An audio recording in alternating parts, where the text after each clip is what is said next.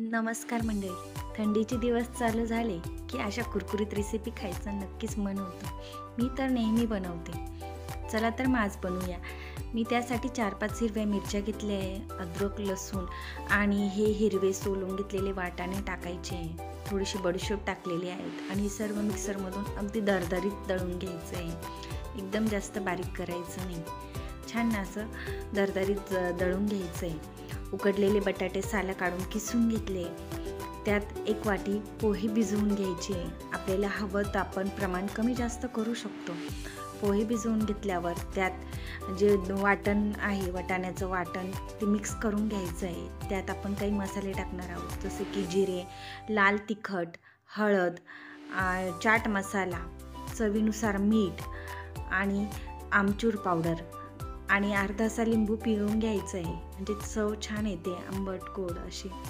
आणि साखर पण आपल्याला आवडीनुसार टाकायची, मी इथे वापरली नाही आहे. आणि सगळं मिश्रण एकजीव करून घ्यायचं आहे छानसं.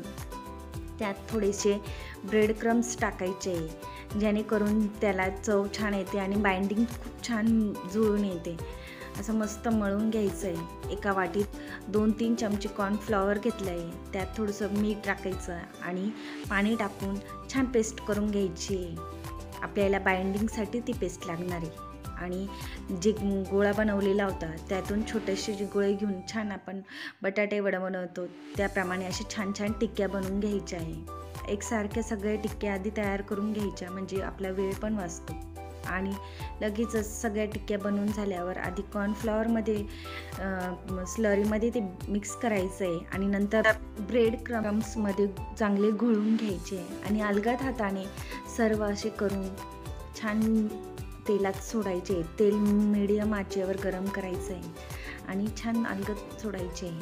जास्त सतत हलवायचं नाही, हळूहळू हलक्या हाताने एक 2 वेळेस उलटवलं की ते छान कलर येतं आणि खायलाही दिसायला जेवढं सुंदर लागतं ना, खायला त्याहून छान लागलेलं आहे. तर या हिवाळ्यात ही रेसिपी नक्की ट्राय करा. आवडल्यास लाईक, शेअर आणि सबस्क्राईब करा.